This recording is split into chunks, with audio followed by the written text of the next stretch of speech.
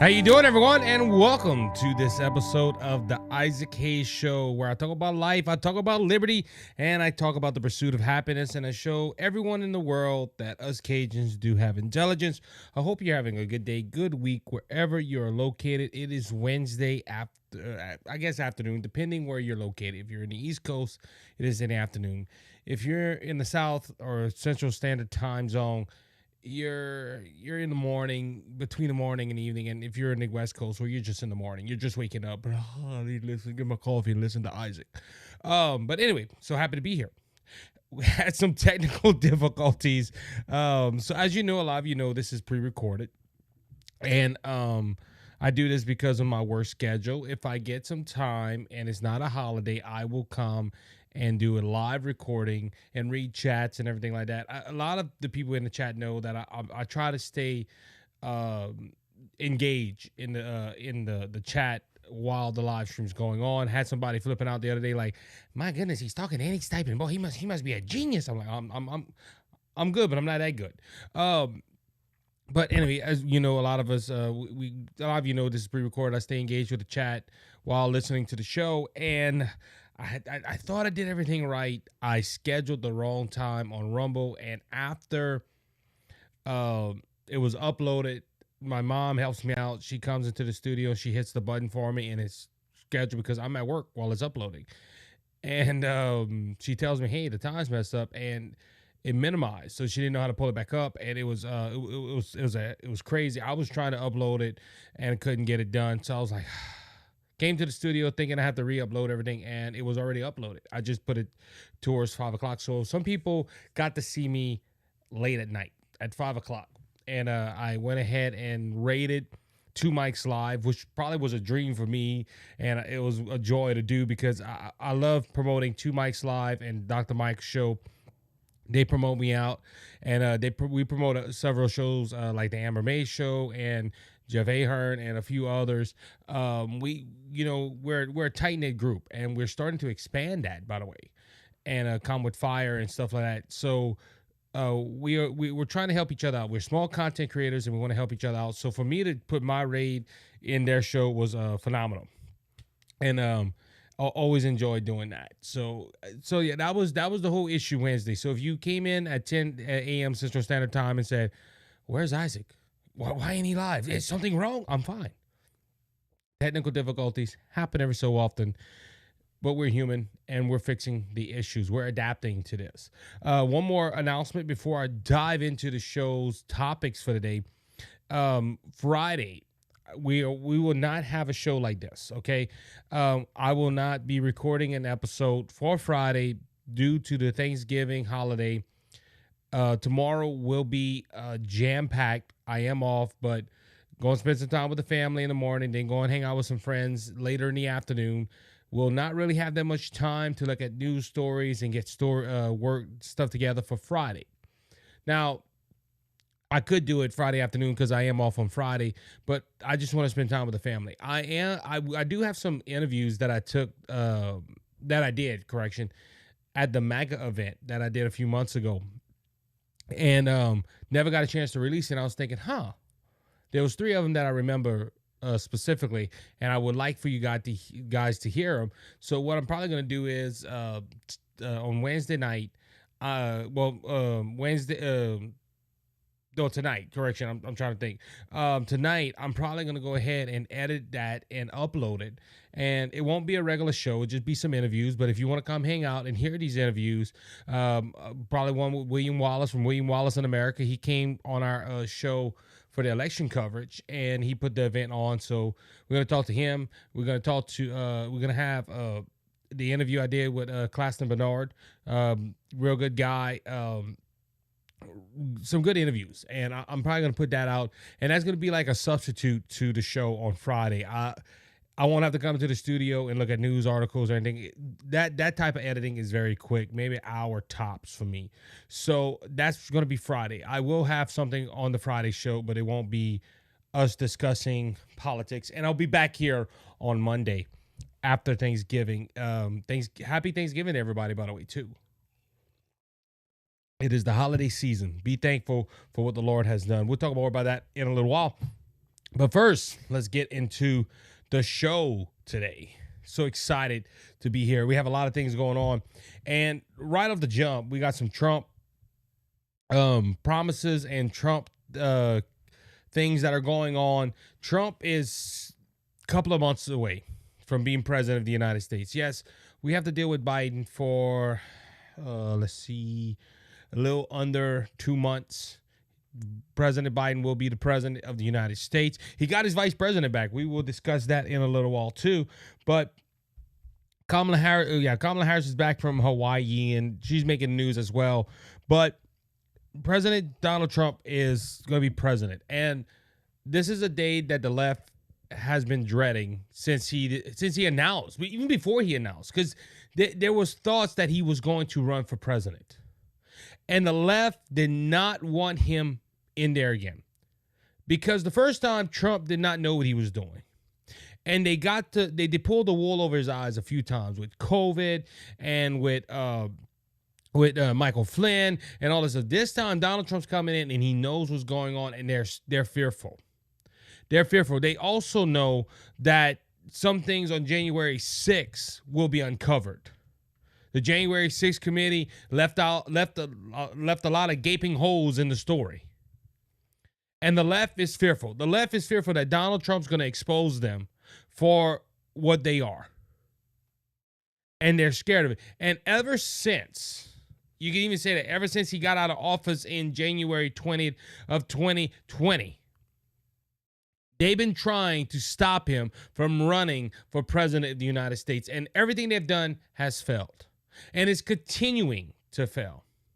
What am I talking about? Well, Jack Smith, the infamous, the prosecutor that swore up and down that he was going to take Donald Trump and make Donald Trump pay for the stuff he did with election interference. And the document case, the January 6th charges, all that stuff. Jack Smith was going to put Donald Trump in his place. Has asked the courts to dismiss all charges and appeals that he was pushing on Donald Trump. This is including the January 6th incident, the documents, and everything else that Jack Smith brought out. Now, one of them has been dismissed. The judge dismissed, I think, the documents case according to Fox News, and I thought I heard, but I could be wrong, the one that is going on with the election interference is being thrown out too. And all these cases are thrown out the window. Now, you think about this, okay? Well, they use the excuse, well, you cannot indict or charge a sitting president. Did Donald Trump become president that I'm not aware of? Again, I just mentioned 2 months. A little under 2 months. Donald Trump will be president of the United States once again. He'll be the 47th president. He was the 45th. Donald Trump's going to be president. He's still not a sitting president. Why not push the issue? And also, you know, the Supreme Court said he had immunity in his presidential capacity. They believe this wasn't his presidential capacity, so could they keep on doing it? You know why they did these cases? For almost all the reasons I said earlier. This was a political tool they were using to try to get the American people to say, hey, Donald Trump's bad, evil. He shouldn't be trusted in the White House. See, he's a convicted felon. You still hear the Democrats say that now. I can't believe America would vote for a convicted felon. This is all to label Trump as evil and bad. And the American people saw through this. The American people saw that the left was doing this to stop Donald Trump from being president of the United States, which means that we have politicians now using government agencies for their political gains. Now, if you think about it, this wasn't Republicans. It wasn't independents. It wasn't libertarians. It was Democrats doing this. Now, do you remember Democrats saying that they're the party of democracy? They're the party of freedom. They're the party that wants to represent America and his leadership or his people. But they were the party that used government agencies to go after a political opponent. What countries do that? Communistic and socialistic countries. If there's a foreign dictator that wants to stay in power, he manipulates the people to keep voting for him, or he takes out his political opponents with the government agencies. This is why, and look, you see this in a lot of movies and stuff like that, but that happens in real life. When there's a political opponent running for office, they hide for their lives in certain countries. Look at Russia, okay? Russia has an election and Putin wins all the time, but it's funny, after the election, all the political leaders or all the people that stood up against Putin is gone. They were trying to put Donald Trump in jail and try to stop Donald Trump from winning the election. They were trying to shape Donald Trump as an evil, bad, orange man. And this is one reason why, and like I said, they're using the excuse, well, we can't indict a sitting president of the United States. But they're using that excuse, but that's not the reason why they're dismissing these cases.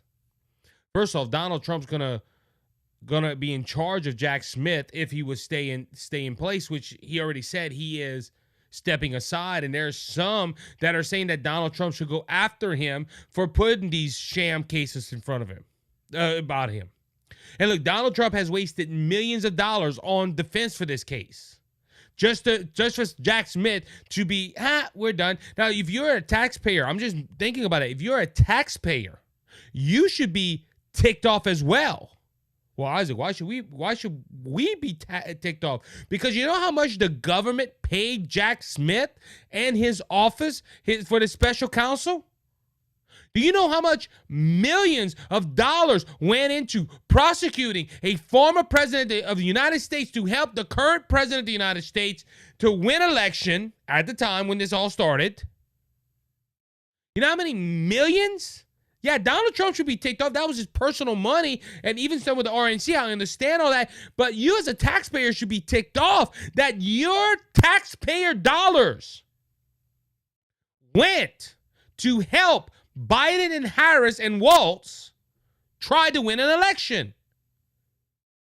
This was all to stop him from campaigning. This was all to stop him from doing what he planned on doing, and to stop the American citizens putting in the right person in there.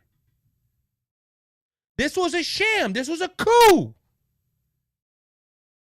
And look, all the other cases are falling apart. The Manhattan DA, Alvin Bragg, he's trying to stay this case until 2029 to when Donald Trump gets out of office. He'll be able to prosecute Donald Trump.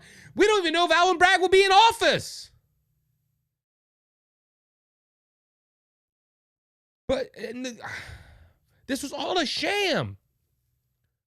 Now, will Donald Trump do something? I don't know. I'm not Donald Trump. But Jack Smith has already said he's going to resign from the position when Trump takes office. He don't want Donald Trump to fire him. And look, Jack Smith should be prosecuted. I'm not gonna go ahead and deny that. This man was part of a coup to stop Donald Trump from being president of the United States. Isaac, he wasn't president of the United States. No, but he was running. He was a political opponent of Joe Biden and Kamala Harris. And this man, I don't know if he was paid. I don't know if he was trying to be an activist. But this man willingly went ahead and tried to stop Donald Trump. He was part of this coup of trying to stop him from being president of the United States. This was all political, and I don't care who you are. I have some left-leaning people. We're trying to preserve the democracy. First off, we're not a democracy. We're a republic, so you need to get your rear end out. You need to get your head out your rear end, and you need to learn a little bit of history about our country. And we want to preserve justice. Really? Justice? Trying to put a man in jail all because he said, I'm running for president of the United States? No, because what he did on January 6th and what he did with the documents and what he did. Come to find out, the documents, the judge said there ain't nothing there. Toss it out. Well, we're going to appeal it. Well, appeal it. No, that one's being thrown out. January 6th, he led an insurrection mob. Really? The man that went on a podium and said peacefully and patriotically make your voices heard? A man that has been proven since his Twitter came back, thanks to Elon Musk, that he put out several tweets saying we are the party of law, not the party of lawlessness. Get out the Capitol. And he made a video. That's the only thing. He made a video at 4 o'clock, way after, why he was putting tweets out. But this was not about justice. This was about stopping Trump from winning the election. And they failed. You know what's the ironic thing about this? They were thinking, this is going to hurt Trump. It's going to hurt Trump, and Trump's going to fail, and Trump's never going to be president. Then we'll put him in jail, and we show him, you don't come after us. And all these cases start going, you know what? People start saying, they have 4 cases against him. And they want to take this man out. And then someone tried to literally take him out with an assassin's bullet twice. And people started thinking, why do they want to stop Donald Trump? And it made people start looking into Donald Trump's presidency and the stuff he did pre-COVID. Because the left wants to do that too. They want to summarize Donald Trump's presidency by 2020 standards. Look what he did in 2020. How bad we were. He lost 22 million jobs, and the economy was bad under Donald Trump. Oh, look at this in 2020. But they don't want to quote stats from 2016 to 2019. Oh, we're not going to talk about that. Why? Because before 2020, we had a good economy. Prices were down. Income was going up. The oil prices were down. Things under Donald Trump were good. And look, Donald Trump started rebuilding it in 2020.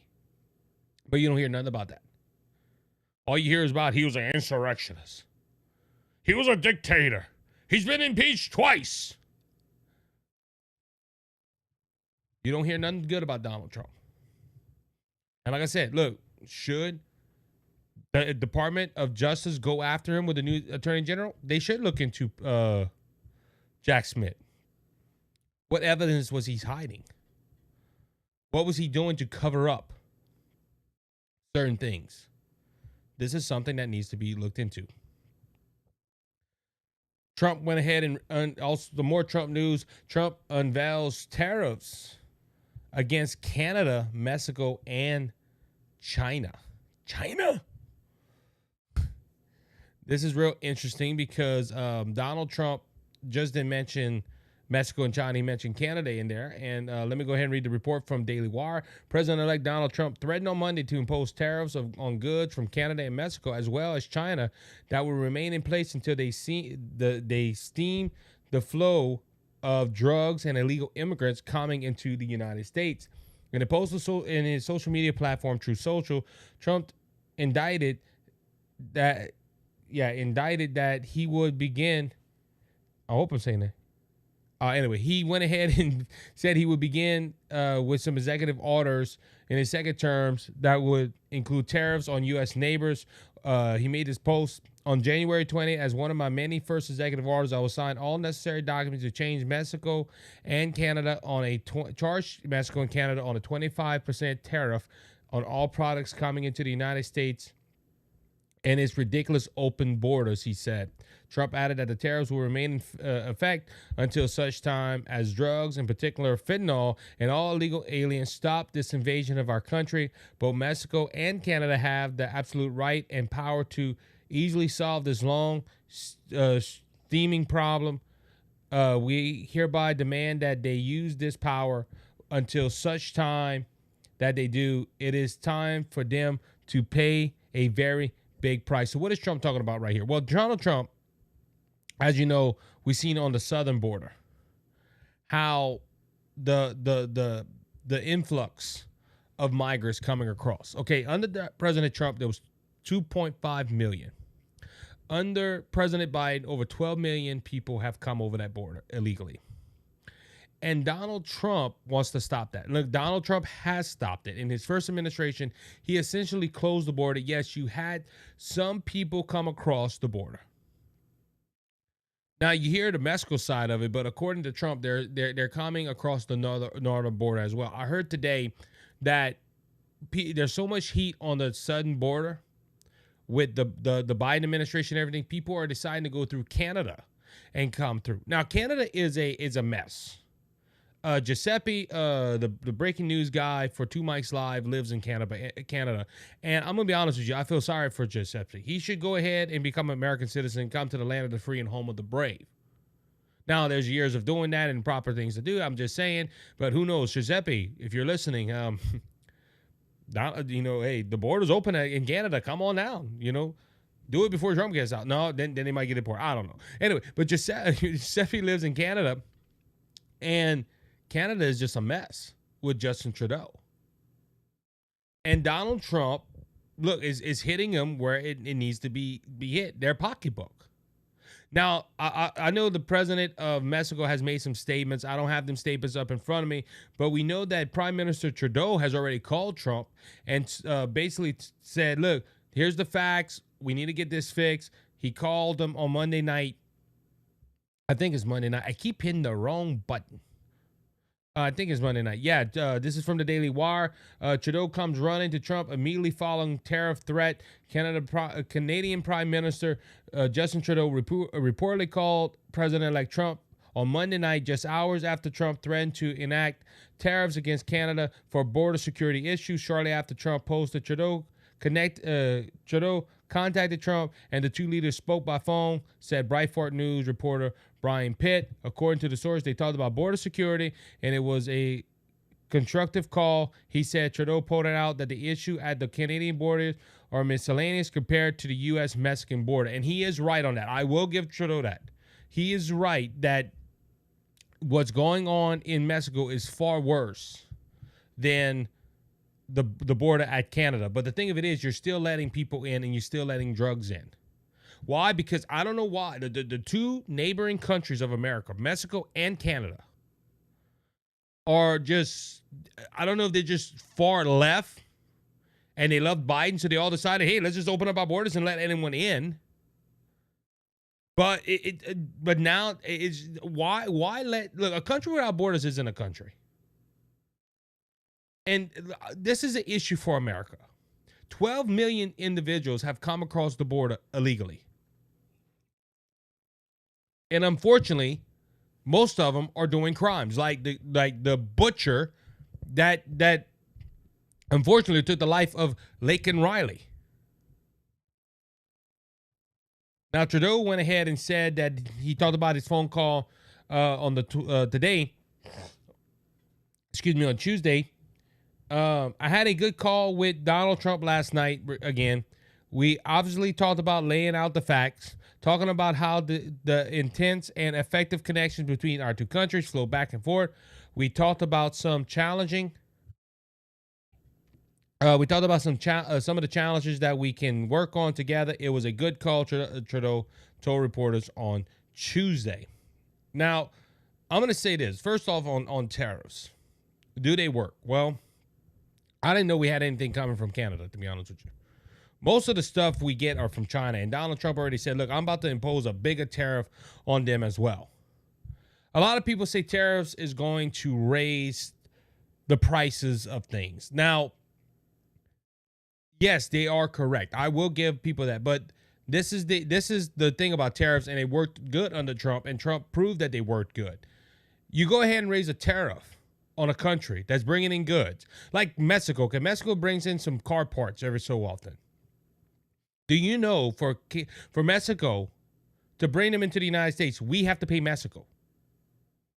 A lot of people didn't know that. You know, I think that's how it went last night, because we had to pay certain things for our own parts to come into the country. Same thing with oil. You know how many countries come and drill in our waters, send the oil back to their country, and we have to pay them for oil that they drilled in our country, in our waters. So what tariffs do is, hey, look, okay, y'all want to charge okay, we'll let you bring them into the price, but you're going to have to pay us to put them into the United States. And everybody said, well, that goes back to the consumers. It does. But me as a consumer, if I go into the store and there's this item that I want and I see this price is high and it's China made, I'm like, oh, that's too high. I'm not going to go ahead and buy that. Here's an American made product. I'm going to pick up that because it's $10, $15 cheaper.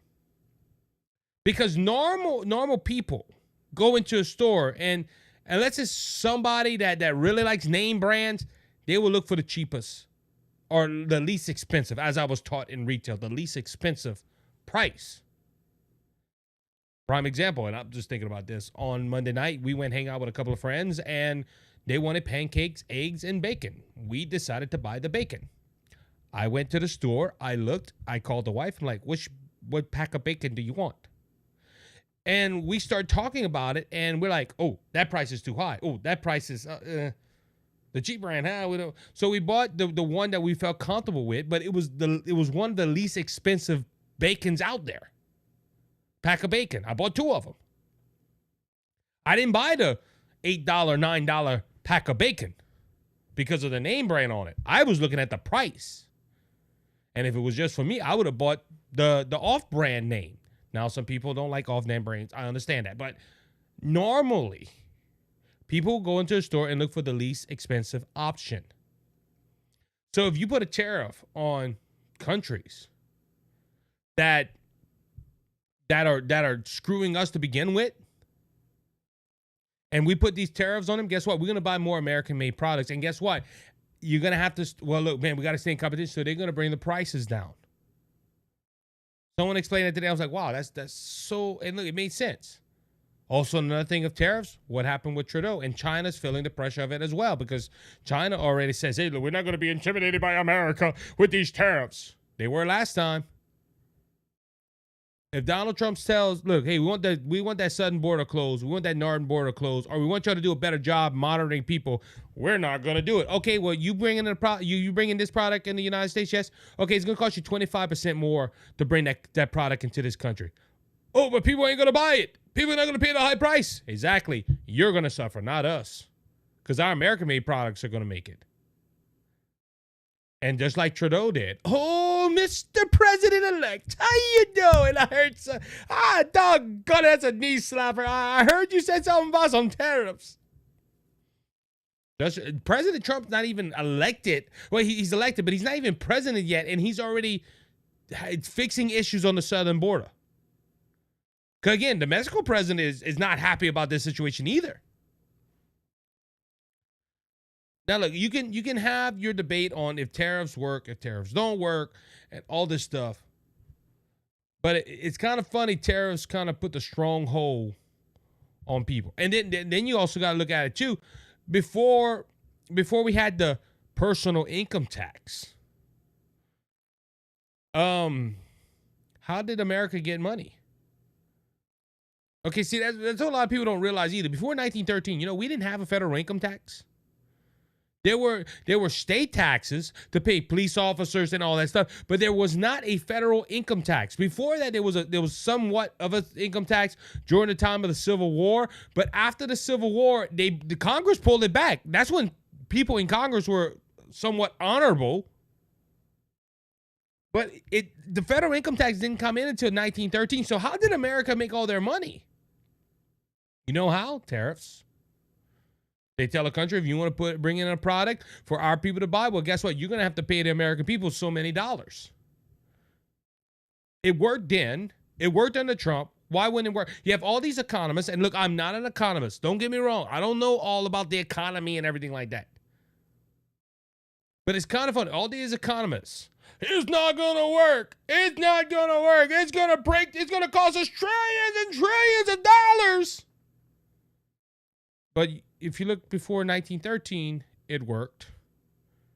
And Trump used tariffs like crazy to where, look, let's even make a point right here. Some tariffs are still in effect. No, Biden took them all away. Not all of them. Why Biden didn't take them away? You also got to look at it, too. We got a $36 trillion debt. We got to do something to bring in income. And I don't think it should be on the backs of the American people either. Just some thoughts, but this made some news that he threatened to use tariffs against Canada and against Mexico. And look, he needs to do this, okay? Especially on Mexico's part. Mexico is just allowing people to come on in. Look, Donald Trump won, and the migrant caravan that was coming all of a sudden stopped and turned around because Donald Trump is elected. So you're telling me the reason people were coming because they knew they can get away with it with Biden? Look, he let 12 million or so into the country, possibly more. Can you imagine if he would have had another 4 years? I'm just saying. And you know what? Mexico's letting them do it because a lot of illegal immigrants that are coming here and working, they're sending money back to Mexico and they're funding the economy in Mexico. It goes to another point too. And I'm trying to remember why I maybe heard this on Dr. Mike's show, where we talk about correction. It was on the radio. I think it was Glenn Beck's program. Glenn Beck's not there this week, but Glenn Beck, the co-host, said that. The guest host. Do you know that these people are using government surplus? And maybe it was some. I heard it from somebody. I can't remember who I heard it from today. But do you know that government surplus is going to these illegal immigrants? Food stamp, welfare, all this stuff. They're going to certain illegal immigrant groups. They're using our stuff that our taxpayer dollars paid for. And they're working here, not paying income tax, not paying federal, not paying state tax, not paying any tax whatsoever. They're taking all their money and they're sending it to Mexico. Look, this guy was not an illegal immigrant. He was here with his visa and everything. I remember talking to him. I used to work with him at a plant. And I asked him, hey, you go home for 6 months. He said, I go home for 3 months. And I live like a king. I bought me a house. I bought my wife a house. My in-laws a house. My parents a house. I'm like, man, you bought all that? Yeah, I work here for 6 months. I go back over there. And you think about it, man, how can you work for 6 months and go back to your country and live 3 to 4 months with no problems? Because our currency is more valuable than their currency. You go with $100, you're like a millionaire in Mexico. That's what they do. And guess what? They're not adding, they're taking from the system, they're not adding to the system. And that's an issue. I think Donald Trump is doing right. Hey, put tariffs on them. Hey, if you're not going to fix the issue, guess what? We're going to fix the issue. And you're going to pay for it. Let's just hope he finishes the wall. All right, moving on. Judge rules that the San Jose State University Trojans, San Jose State, can allow their transgender female to continue playing. This came after a lawsuit from several colleges from their own conference, the Mountain West Conference, sued the Spartans for allowing a trans female to go ahead and play. Now, the male that is saying he's a female is Blair Fleming. Blair Fleming was allowed to play for the Spartans in the Mountain West Conference.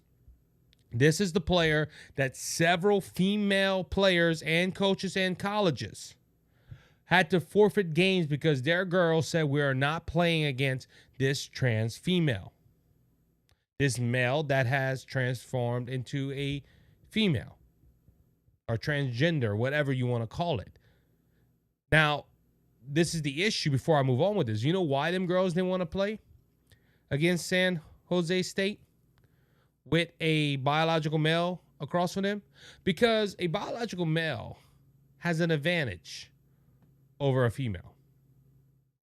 Okay, men generally. Now, I've seen some men, I'm like, I doubt it, but there's men typically are stronger than women. Okay, there is some women that are very, very strong in their professions. My sister is a police officer. Okay, and look, she learns techniques. She learns defense mechanisms. most of the time, she always has a male partner with her just in case. Now, look, I don't know if my sister listens to this or why I'm not saying it, but generally, a woman is weaker than a man. God made it that way. So, all you people that are like, oh, what's your reason for that? God made it that way. God made the woman to be a weaker vessel.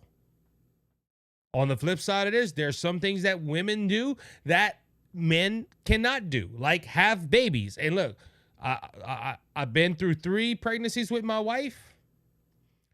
And I'm like, babe, I love you, but I'm glad God put that upon the women and not the men. And look, I love my kids. I done my part to make them, but I'm just saying, there's certain things that women do that men cannot do, and vice versa. Men can do things that women can't do. All right? That's just the facts of life. But again, to my point, men are usually stronger than women. So when a woman shows up to a volleyball match and there is a biological man across the net that can hit the ball harder, spike the ball harder, jump higher in most cases, isn't that a disadvantage? Well, Oz, you got to realize something. There's 5 women across from that one biological male. Well, that biological male could possibly be 2 females. The reason I'm saying is because of the strength and everything. And then he got 4 women on the side, on the back of him. So it's like 5 going up against 6. Now, I could be wrong with that, but I don't think I am. So I commended these women. I brought this story out when it first came out.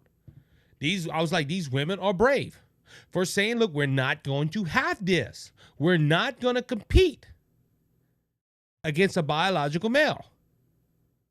And look, Riley Gaines. Okay, Riley Gaines is an activist for women's rights in women's sports. I commend her. But imagine if Riley Gaines and other girls that went against the guy that played that swam for Penn State. Now they would have got ridiculed. Now these women are getting getting criticized. Let's say it like that, for doing this. I can't talk. I apologize. But these women are getting criticized. But Riley Gaines and her fellow teammates would have got more criticized. And the testimonies of Riley Gaines, if you hear them, are astounding. They were letting this biological male dress and undress in front of them. And look, the San Jose State team, they're up for the championship, and they can fight for the championship next Sunday coming up or whatever. And they all the other girls they're about to get a championship. But they should tell their coach, hey, we're not playing with this biological male. And look, I've already said this before I continue on with the story. You know how, look, I'm not trying to get nasty here, but I'm just, could you imagine, this is a perfect situation for a pervert or a man that is real lustful and don't give no respect to women. All he has to do is one day, oh, you know what? I could see women halfway dressed and, I'll just say I'm a woman. And look, a lot of people criticize Daily Wire for making the movie Lady Ballers, but that's basically what it was about. Washed up men saying we can't compete with men no more, so guys, we're going to go to women's sports and dominate. Going back to the story, I was just trying to give you some context of what I'm saying, but a judge ruled on Monday that San Jose State transgender women volleyball player Blair Fleming will be allowed to play for the Spartans in Mountain West Conference tournament. Excuse me, sinuses are giving me some issues. As well as the remainder of the season. The judge was Cato Cruz in Colorado. And guess who he was appointed by? Just think about it. Just everybody in the chat, just think real hard and put out a name for me. You're probably writing in right now, President Biden. That's right. He was put into place in January, and he denied the motion for injunction in the lawsuit by college volleyball players against the conference per Outkick. The news led to some backlash on social media, including women's sports activist Riley Gaines. Cruz wrote that the plaintiff's request for emergency delay was not reasonable and would risk confusion and upend months of planning and would prejudice,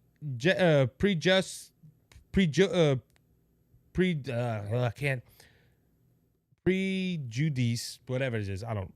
And at a minimum, and other teams participating in the tournament, the movement, the Movet. Man, I cannot read. I apologize. I stink. I don't know. The Movets have failed to meet their burden to show the impardable harm and likelihood of success on the merits and of the balance of harm and equality in this favor, Cruz wrote in his decision.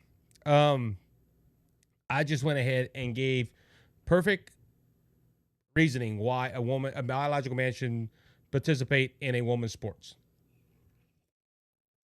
Men are more dominant than women. You know what? Okay, I wish I had Cruz here because I'm just thinking about something. I played slow pitch softball for about 5 years. 4 out of the 5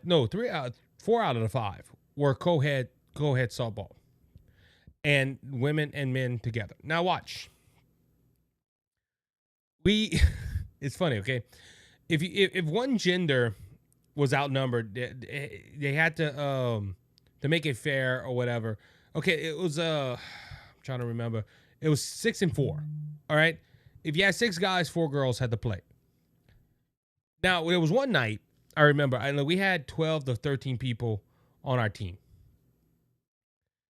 and I'm getting somewhere. This is going to prove the judge wrong. Okay. We were playing a team that had 6-4, 6 guys, 4 girls. It was 7-5. We had 2 DHs.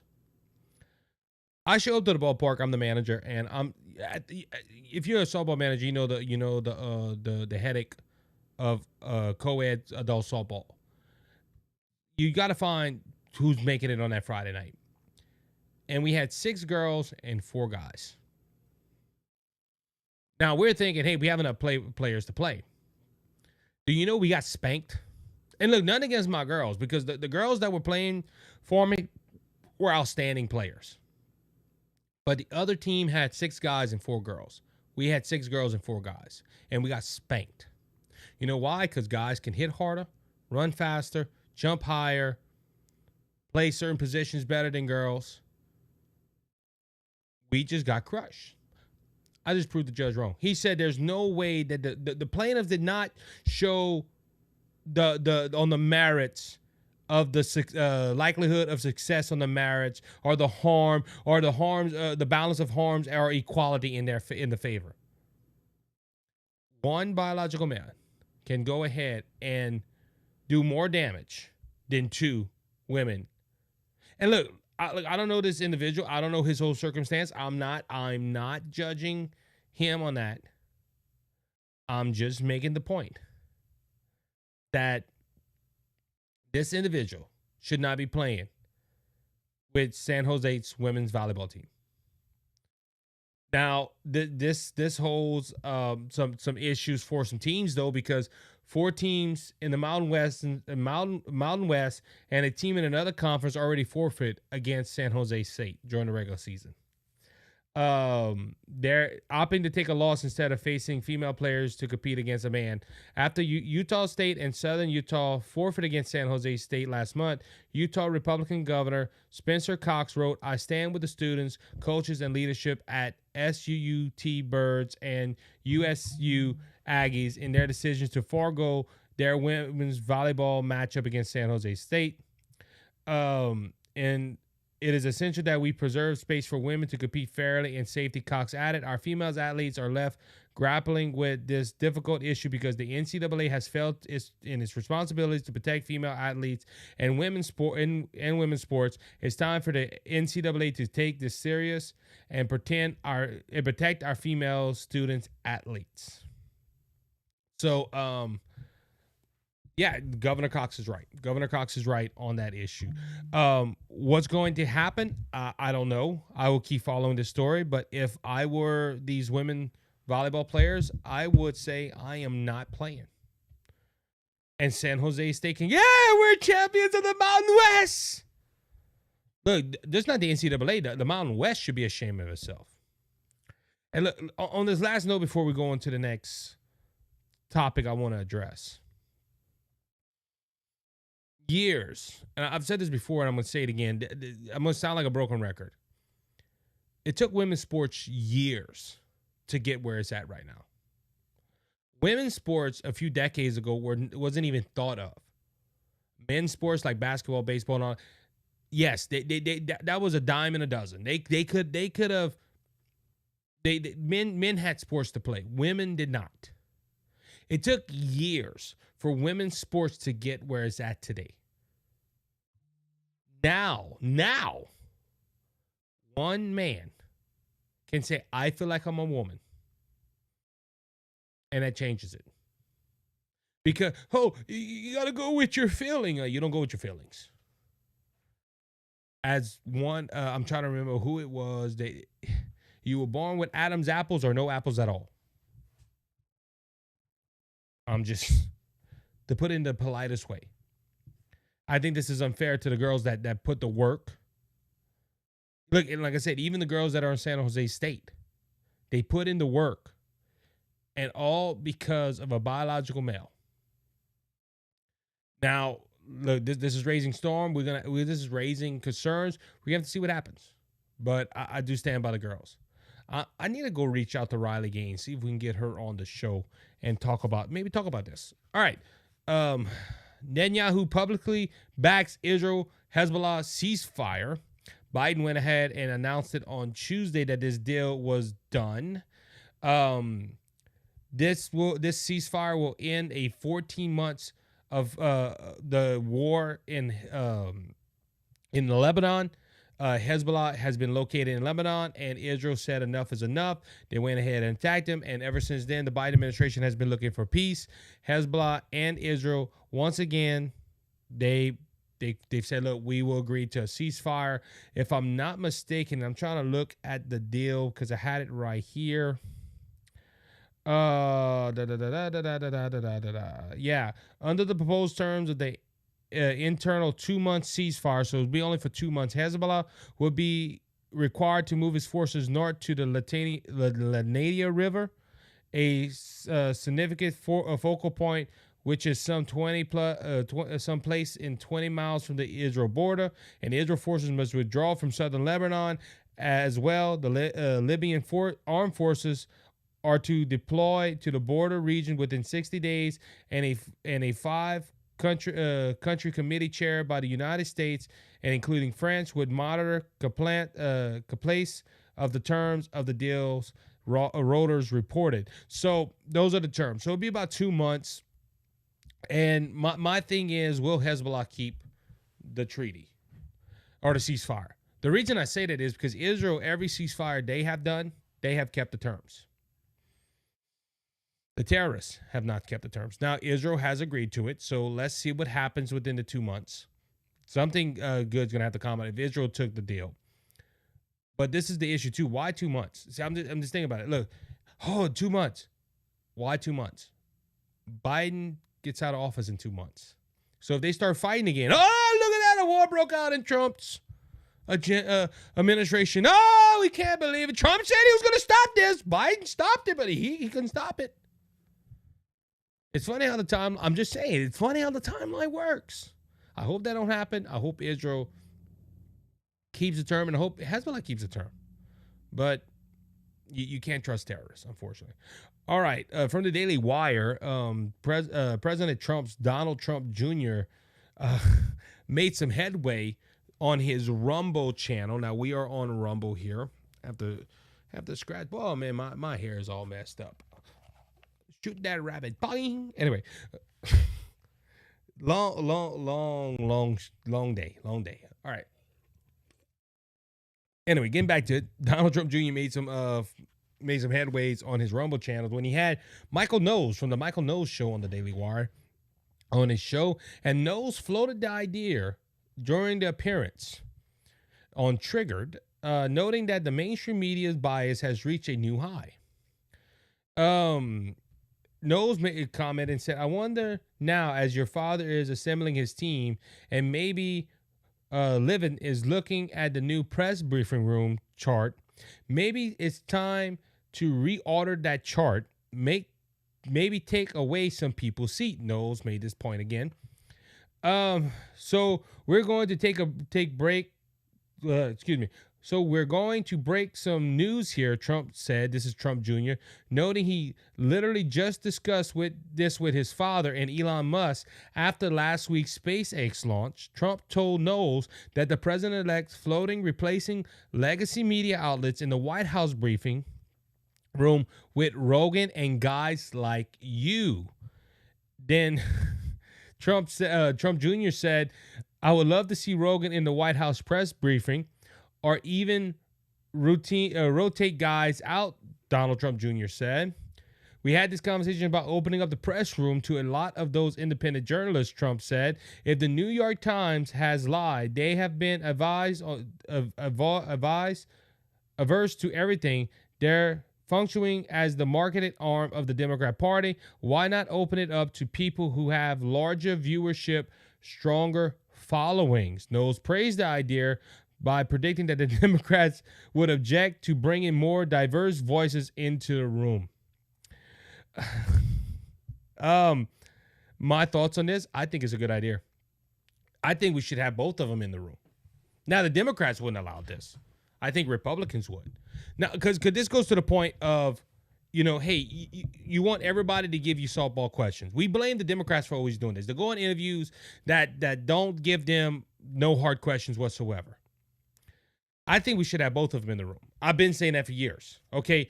When Donald Trump was first in there, he had Newsmax, OAN.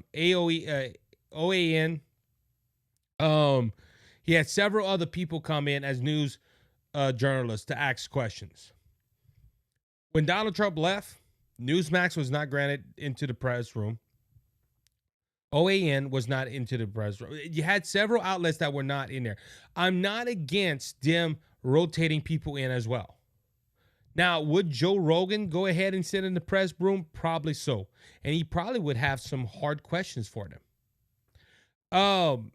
Do I think it's a good idea? Yeah, I think we need some more conservative voices into the press room. Bad thing about it is it would be done under the Trump administration, but it would not be done under the next administration if it was a Democrat administration. Hopefully not. Hopefully it's a Vance presidency or something like that nature. Also, the other thing with this too, let them. Hey, if you go ahead and lie, you take your press pass and we're gonna throw it away. I agree with Donald Trump Jr. on that as well. If you're lying or you're purposely going into that press room to sabotage the presidential administration and not get the facts, you don't need to be in there. And I agree with him on that statement right there. Let me see. Got a lot more. Man, Kamala Harris made some news. We had some Alec Baldwin news. But time is escaping me. Time is escaping me right here, and I don't want to overlap into anybody else's live stream. At the time, we will be rating. I'm trying. Is it Harry's news? Wendy, you have to let me. I think it's Henry's news, Harry's news. I would have to go look and see. I can't. Oh look, handy news. Thank you. I thought. While I'm doing this episode, Handy News it starts. So we're gonna be rating Handy News in a few minutes, and I don't want to go overlap his live stream. Let's talk about Kamala Harris. Okay, not to end your day badly, but this is so the DNC launches a GoFundMe account to help former staffers hit by massive layoffs after the election losses. The DNC is in massive debt. This last election cost just the Harris-Walz campaign almost $1.5 billion. Now, a lot of this was due to Kamala Harris spending money like crazy, spending six figures on a podcast studio, which I'm not gonna lie, I wish she would have called me. Look, I'm jealous. The Call Your Daddy podcast, I am jealous. Because I wish Kamala Harris would have called me and said, "Listen, we're gonna send you 6 figures, and you can go ahead and fix a studio in in a hotel room." I would have spent half of that on a hotel room, and I would have took the other half with me at home. It was also said that Al Sharpton took, I think, $500,000. So going with this, Kamala Harris spent massive amount of money on this last election, and the DNC helped out with that too, where the DNC now had to lay off a lot of members of the staff. Now, the members of the DNC staff union are upset, and this is why the DNC has put this GoFundMe account. They're looking for $25,000 to assist staff. These are people that have been laid off from the DNC. And look, if this isn't a testament that people don't like the Democrat Party and their policy, it's bizarre to me. There's no other way. People don't like Democratic policies. And a lot of people say, well, they raised billions of dollars. Yes, from big donors. How much did that? I don't think normal people could send them money because they couldn't afford it with the price of eggs and the price of goods. So they're in massive debt. It's funny, the RNC is not in debt. We're not getting reports of that. People really did donate to the RNC. Now, a DNC official was stunned because Kamala Harris went ahead and made 2 phone calls. I think it's on Tuesday. Let's make sure. Yeah, on Tuesday, Kamala Harris did 2 staff calls. One was to grassroots volunteers, telling them thank you. Weeks after the election, she's finally saying thank you to the people that helped her win the election, and also the big donors. And a Democrat National Committee, National Finance Committee chair member, Lindy Liu, said Tuesday that Vice President Kamala Harris did not take any responsibility for her campaigning, spending billions of dollars during a donor call. The Harris campaign, the Democrat Party, reportedly spent almost $1.5 billion during her short presidential run, which she launched on July 21st. Liu on News Nation Now says she was shocked by the lack of accountability for the spending and loss, noting the call seemed self-contradicting. The reason Harris don't take any blame for that because she don't feel she did nothing wrong. That's blame. Miss Liu, you're in the Democrat Party and you might be a couple of fries short of a half a meal. I hope I'm not offending you, but it just sounds like that. She didn't take no responsibility for spending all this money. She don't think she needs to take responsibility. You know why? You know what backs up my claim on that? Is the past several months that she was running for president of the United States did not take no accountability for anything she did. When asked about the border, and she was the border czar, the border's fine. The border's open, and you had people bring it in. They would ask about the price of food and gas, and she would just say, well, I came from a middle-class family. She did not go ahead and take any blame for anything she did the last 4 years. She didn't even try to blame Biden for that. I promise you, Biden does not take any blame for anything that's going on right now. And they're 2 peas in a pod. She will not take me spending my money. I didn't do nothing wrong. But she's the one that spent 6 figures on a podcast to build a set in a hotel room. Her campaign and the DNC, apparently, because the DNC had some connections with the financing, spent over $1 million to Oprah Winfrey's. Like I said, today I saw an article. Al Sharpton took money for her. Some money went to his campaign before he interviewed her. Wasteful spending was all over this campaign, and it was under the Harris leadership. Again, I'm glad she's not president because she ran the country like she ran her campaign and the DNC. Oh, we would have been big. We would have been in bigger trouble than we are now. Kamala Harris did a bad job running her campaign. And she spent money wastefully. And she didn't take, and Lou's like, She didn't take no responsibility for it. Lou, she's not going to take responsibility because she don't think she did nothing wrong. With that being said, she also did address again some supporters. Says nothing leaves them feeling even more defeated. That's according to the news article at the Daily Wire. Some of the comments. This was a joint event with Governor Matt Walsh. They telling their supporters they were proud of the race we ran. We still have a lot to fight for. The Harris voters on the call, however, found themselves underwhelmed, deflated, and in some cases upset by the failed candidate's remarks. Some of them call for a recount. Trump cheated. Funny, these are the people that said that fair election 4 years ago. There was some, we want recounts. We are for you, don't give up, and all this other stuff. But a lot of people in this chat was like, this is no energy. And I didn't watch it. I'm reading what was said, and I see the pictures. Kamala Harris just looked like she was tired. Now, she did just come back from Hawaii, so she's probably tired from DNC. There's your money. She went on a vacation to Hawaii. It's funny. Donald Trump never took no vacation. He took 1 day off after the election. Now he went right back to work. She had to take a whole week off before returning to her duties as vice president. That's a side note. But they said they felt defeated. They felt there was no hope. You called in favors. Hey, I showed you up at your softball game. I need you to show up at the campaign office.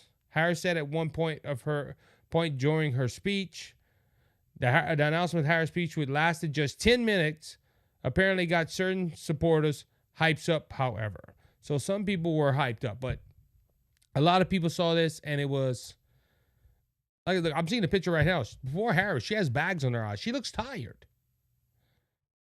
I'm just saying. But now I will say this, and this is good news, and we're going to wrap this up. I know I'm over Handy News, so we will be rating Handy's news in a few minutes.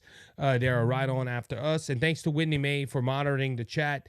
But going back to, there is some hope for us as Republicans concerning Harris.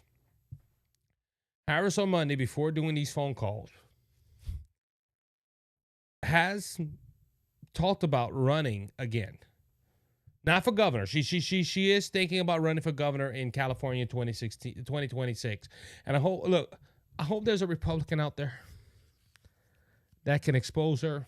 And I hope she gets the nomination for governor in California, because even with her, look, Gavin Newsom has a good shot of running in 2028. But I think she's worse than Gavin Newsom, and I think the people of California don't like her either. I'm just making that assessment. I hope she loses in 2026. If she loses, she probably would think, hey, I'm a bad candidate. But she's also thinking about making another presidential run in 2028. I hope she does. I hope she gets the nomination, because right now, 41% of people said she's the choice. They want her to be the president of the United States, and she needs to run again. 41% of Democrats say this. I hope she does, because she has been exposed already. Imagine if she did run the whole several months, like the 2 years or whatever it is, to run for president. She would have been in almost $5 billion in debt. But if she runs her campaign in California like she did for the presidential race, or if she runs in 2028 and runs the same campaign, Republicans, it don't matter who it is, they will have. And look, it was a close election because of Donald Trump. I will say this. It was a close election. Imagine if Vance or somebody else in the Republican Party, Ron DeSantis or somebody that does not have skeletons in their closet like Donald Trump has, or is hated as much as Donald Trump is, they're going to glide in there. They'll probably pass Ronald Reagan and get a 50 state sweep, possibly.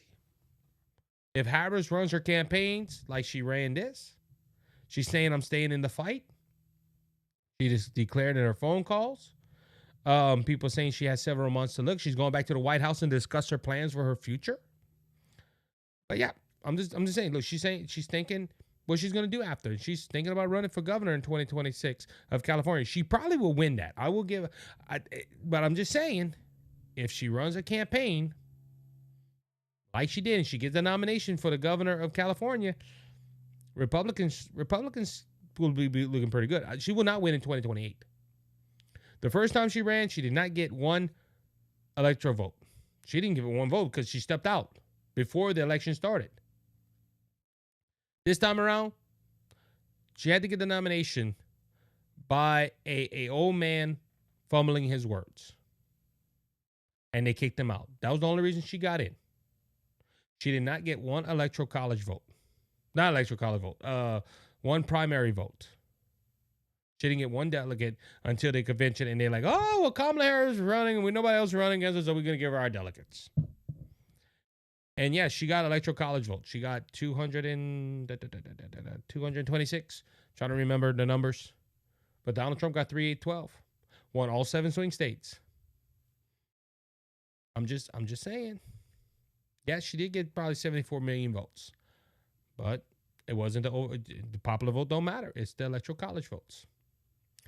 And again, we just talked about the DNC being broke. Her campaign is in debt. Poor woman looks tired after doing the hula. I'm just saying. Look, I'm glad she didn't win. Again, if she would have won and ran the country like she did her campaign, we were screwed. And that's the nicest way I'm going to put it. I know if Mike Calderis is in this chat or he's listening to this later on, he's probably saying the F word 20 times. Oh, would have been. Anyway, that's going to end this show today. I want to thank you as always. Please stay tuned for handy news. We'll be rating that in a few moments. Again, thank you to Wendy Wild for doing that for us. We appreciate everything you do, Wendy. She does, and look, she does a lot. She does several other podcasts and shows on Rumble. We would not be here without Wendy. Wendy's a great supporter like everybody else that is listening. Thank you for coming over from the Dr. Mike show.